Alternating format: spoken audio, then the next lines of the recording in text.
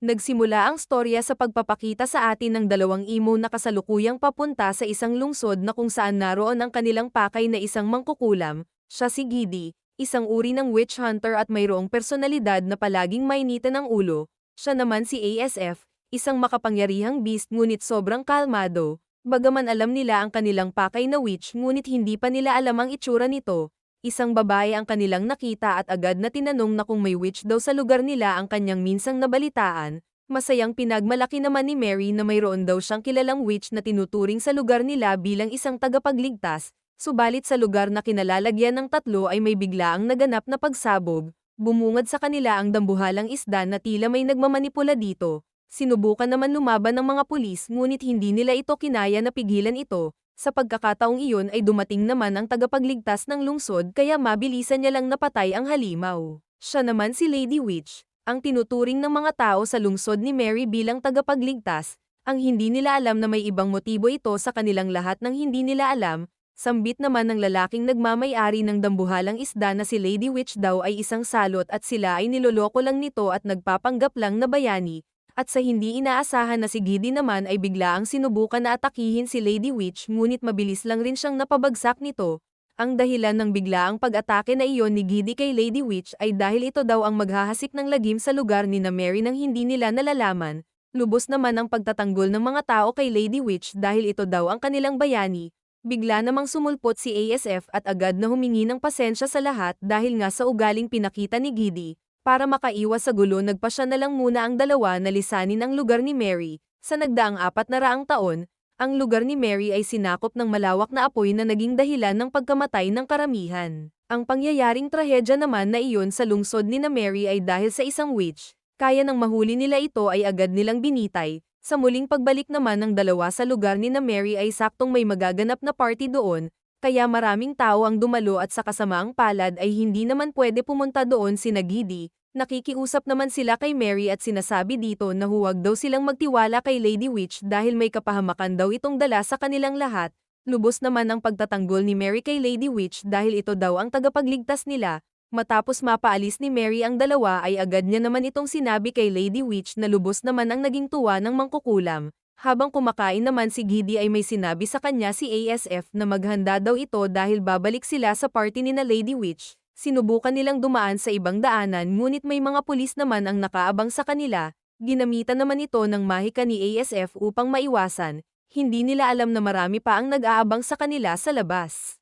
May isang eksena naman na makikita natin si Mary sa isang lugar na walang saplot at putol ang mga kamay at paa. Sa kasamaang palad na ang may gawa noon kay Mary at sa mga kasamahan niya ay ang pinagkatiwalaan nilang bayani na mangkukulam. May tila nilagay pa si Lady Witch sa isang babae na isang sumpa. Mabubunyag doon na ang witch na pinagkamalan daw na sumunog sa lungsod ni na Mary ay grandmother pala ni Lady Witch. Kaya pumunta si Lady Witch sa lungsod ni na Mary upang pagbayadin daw nito ang mga pumatay nga sa lola niya. Labis naman ang pagmamakaawa ni Mary kay Lady Witch at sinasabing tumigil na daw ito. Subalit buo na ang loob ng mangkukulam at agad niyang pinasabog ang isang babae na halos sakupin na ng apoy ang lugar ni na Mary. Sa hindi inaasahan ay muli namang darating si Gidi at agad na inatake si Lady Witch. Subalit masyadong malakas ang mangkukulam kaya agad nitong napabagsak si Gidi. Nakita naman ni Lady Witch na may kasama na rin si Mary kaya mabilisan niya na rin itong inatake.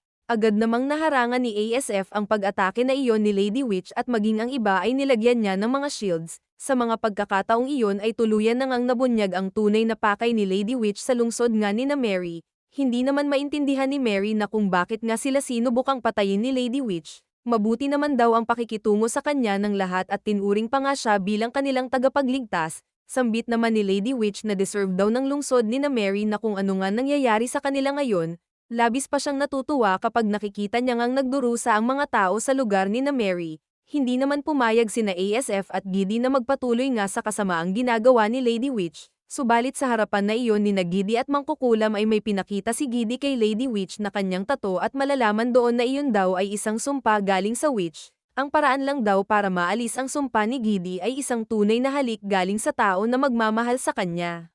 Isang paraan pa daw para maalis ang sumpa ni Gidi ay aalisin ito ng mismong nagsumpa sa kanya ngunit imposible daw iyon. Binunyag din ni Lady Witch na nagsasayang lang daw ng lakas si Gidi sa dahilang ibang witch daw ang dapat hanapin nito. Matapos noon biglang inatake muli ni Lady Witch si Giddy at sa kasamaang palad halos mapatay niya na nga ito. Sambit naman ni ASF na may isang paraan pa raw para maalis ng pansamantala ang sumpa ni Giddy, at ito nga daw ay isa ring halik galing naman sa katulad ni Lady Witch. Kaya sa di inaasahan ni Lady Witch ay biglang humalik sa kanya si Giddy na labis niyang ang kinagulat. Matapos noon ay may biglang lumabas na malakas na enerhiya na nanggagaling naman sa kabaong na dala ni ASF. Nagulat din si Lady Witch dahil may bigla ring lumabas na tila beast na nagmula sa kabaong. Napagtanto tuloy ni Lady Witch na ang lumabas sa kabaong ni ASF ay tunay na pagkatao rin ni Giddy. Habang patungo naman kay Lady Witch ang beast na si Giddy ay agad niya naman itong inatake. Kahit anong gawin na pag-atake na iyon ni Lady Witch sa beast na si Giddy ay tila walang talab ang lahat ng iyon. Sa mga labanan namang iyon ng dalawa ay nagtataka si Mary na bakit hindi daw tumutulong si ASF. Sambit naman ni ASF na kahit tumulong pa daw ito ay wala rin daw itong magagawa. Dahilan niya pa kay Mary na ang tulad daw na uring iyon ni Giddy ay walang makakatalo kahit pa pinakamalakas na witch. Kaya sa mga pagkakataong iyon ay isang suntok lang ang binigay ni Giddy para patumbahin si Lady Witch. Matapos noon ay nawalan na rin ng malay ang beast na si Giddy at binuhat naman ni ASF ang katawan na tao nito. Matapos noon nang muling magkamalay naman si Giddy ay tila masama pa rin ang loob nito dahil sa kanyang sumpa, bagaman nahalikan niya nga si Lady Witch at pansamantalang nawala ang sumpa, ngunit nagnanais pa rin siya na tuluyan nang matanggal ang kanyang sumpa at mahanap ang makakaalis sa sumpa na panghabang buhay na. Subalit ang mga adventure na kakaharapin ng ating mga bida ay nagsisimula pa lamang. Halina at sabay-sabay nating panoorin ang mga kaabang-abang pa na mangyayari sa anime series na ito mga ka-recap. Ilalagay ko na lang ang titulo ng anime na ito bago matapos ang ating video mga lodi. Kung nais nyo pa ng mga ganitong content mga lodi ay mas mabuting mag-subscribe na rin kayo sa ating munting channel upang lagi kayong maging updated sa mga susunod pa nating upload na mga anime. Pwede rin kayong mag-request ng mga gusto nyong anime na aking gagawa ng recap sa abot ng aking makakaya. Hanggang sa muli mga ka-recap. Adios amigos!